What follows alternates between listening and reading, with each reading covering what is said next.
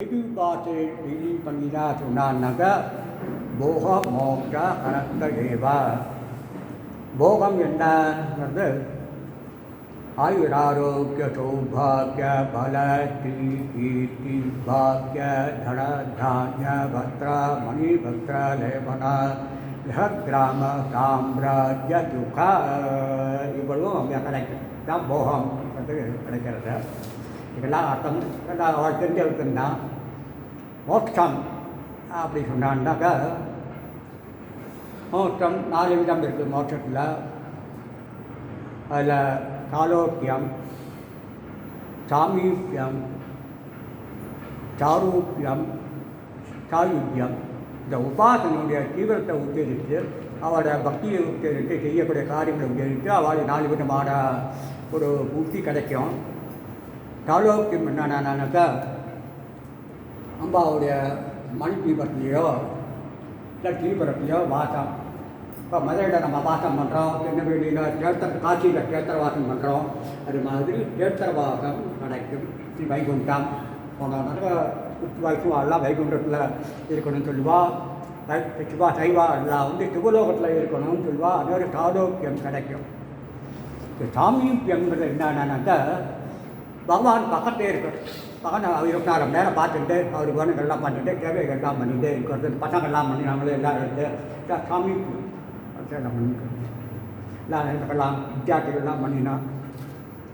அதுக்கப்புறம் சாரூபியங்கிறது ரொம்ப தீவிரமானாக்கா அந்த குரு தேவதா குருகுமார் சாமீபியம் சாரூபியம். அது சாரூபியங்கிறது அத்வைத சித்தி ஏற்பட்டு பகவானும் நானும் ஒன்றும் அது பேதம் இல்லை அது ஒரு ஐக்காபதுன்னா அதோட ஜீவன் ஆனது ஜோதிரூபமாக அதில் கலந்துக்கிறது பரமாத்மாவுடைய ஐக்கியமாகுவது சாயுஜ்யம்.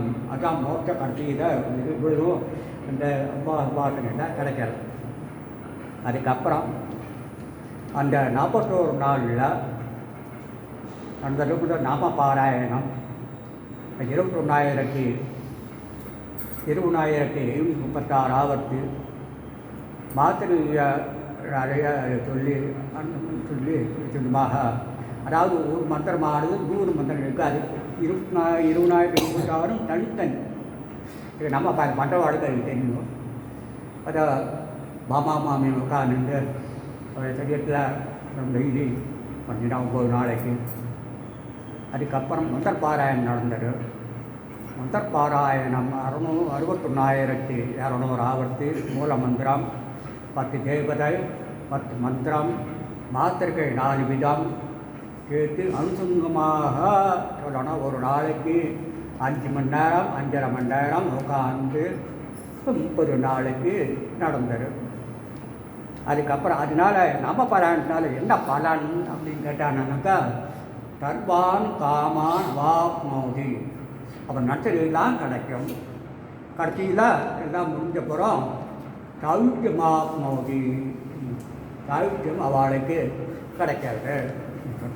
மந்திர பாராயணத்தில் என்னன்னாக்கா திவி தரிசனம் ஆக முடியாது. இந்த மந்திர பாராயணத்தை பண்ணினாலனாக்கா திவி தரிசனம் கொடுப்பான். எப்படி தரிசனம் கொடுத்தானா டேரெக்டாக அஞ்சு மாதிரி நம்ம மாதிரிலாம் நிற்க மாட்டோம்.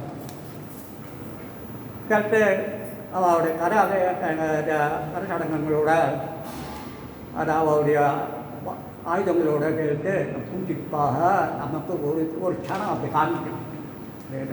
சொல்லி சரி தெரியும். இந்த தேவதைகள் அங்கே தேவி விக்ரமானோடு நடந்தது. அதுக்கப்புறம் குலபட்சத்தில் பிரதமையிலிருந்து ஆரம்பித்து பௌர்ணமி வரைக்கும் சிகிச்சா போதை அந்தந்த அதாவது அம்பாலானது பனமேலிருந்து காமேஸ்வரி நித்தியாக ஆரம்பித்து வளர்ந்து போய் பட்டு மகாநித்தியில் 16வது நித்தியாக.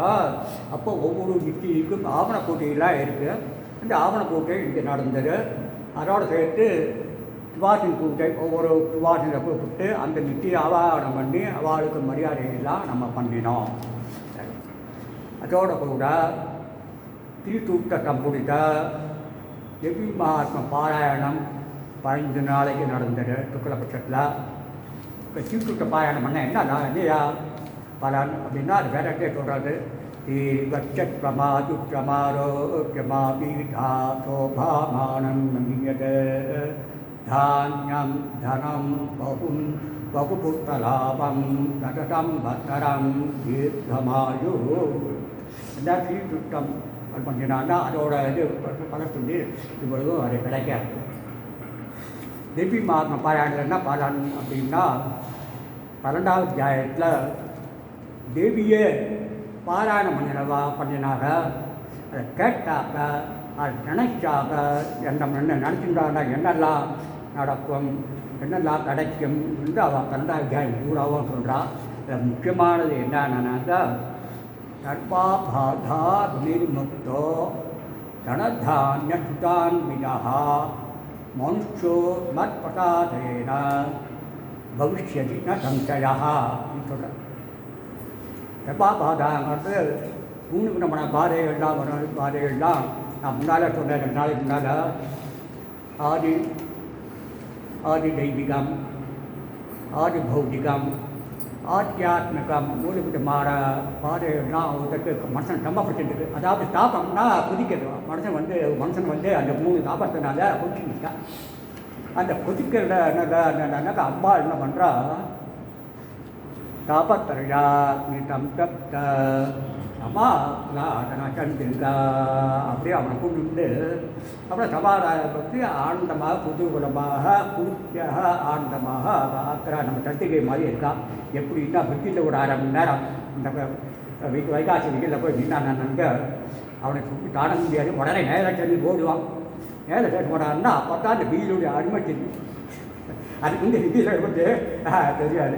இப்போ ஃபேன் 1/2 மணி நேரம் போடையிலன்னா அப்போ சூடாக இருக்கும். ஃபேன் போட்டோம்னா குளிர்ச்சியாக இருக்கும், மன சந்தோஷமாக இருக்கா இல்லையா.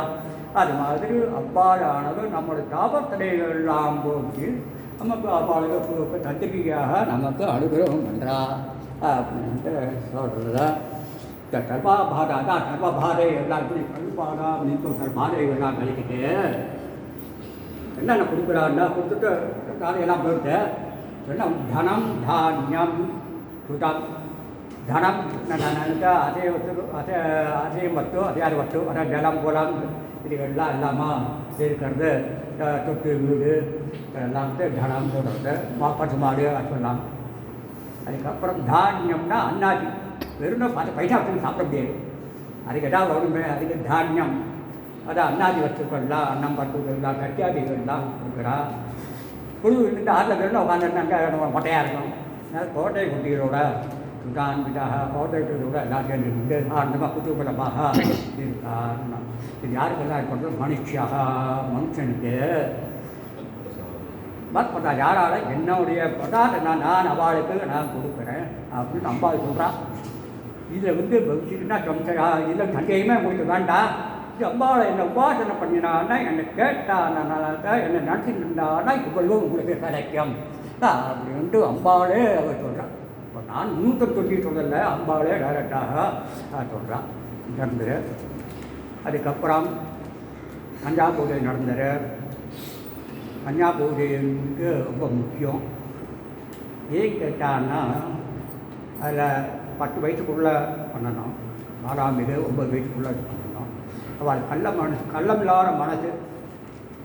அன்றைக்கி கஞ்சா பூஜை நடந்த இன்றைக்கி நான் பார்த்துருந்த வாசல் எல்லாம் சாப்பிட்டு எல்லாம் பார்த்துட்டு எல்லாம் தூங்குவான். கேட்டால் உட்காந்து பேசிகிட்டு இருக்கான். இந்த குழந்தைகள்லாம் விளையாடிட்டு இருந்தது.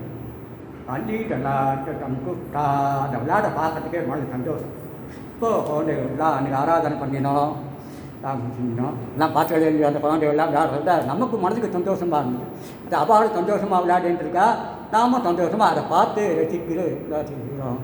சந்தோஷமாக நடந்தது. அதை குப்பாடு இதெல்லாம் முடிஞ்சுது. இந்த கோவிலப்பா அந்த பாசாலையை இருந்தனர். இந்த பாசாலையை பற்றி ஒன்றுமே பண்ணலையே. அவளை பற்றி ஒன்றும் யூஸ் பண்ணவே இல்லைன்னா 2 நாளைக்கு வாத்தியா சொல்கிறார் 2 நாள் பாராயணம் பண்ணால் வாத்தியா எல்லாம் 2 நாளில் உண்மைக்கு பாராயணம் பூராவும் பண்ணினா. அது மட்டும் 2 நாளில் பண்ணினா. அதுக்கப்புறம் நேற்றுக்கு திதிவித்யா பூஜை பண்ணினோம். அதுக்கு திதிவித்யா ஹோமம் நேற்றுக்கு புறாம்பூரில் 15 திதிவித்திக்கும் ஆவரண ஹோமம் பண்ணினோம். திதிவித்யா ஹோமம் பண்ணினோம். அது முன்பாடு இன்னைக்கு என்னன்னாக்கா ஒவ்வொரு ஆவண தேவதைக்கும் காயத்ரி மந்திரம் சொல்லி இன்னைக்கு ஹோமம் பண்ணினோம். எவ்வளவோ இன்றைக்கி நடந்தது. இதெல்லாம் சாதாரணமாக நடக்கக்கூடிய விஷயம் இல்லை. இதெல்லாம் பொதுவாக இந்த குருநாதருடைய அனுகிரகத்தினாலேயும் அப்பாவுடைய கருணாகராட்சத்தினாலும் தான் நடந்தது. இல்லை ஒரு பெரிய ஆச்சரியமான விஷயம் என்னன்னாக்கா, இவ்வளவு காரியம் நடந்தது. இவ்வளவு பண்ணுறவாளுக்கோ கேட்குறவாளுக்கோ இருக்கிறவாளுக்கு ஒரு விதமான சரீர சிரமம் கிடையாது.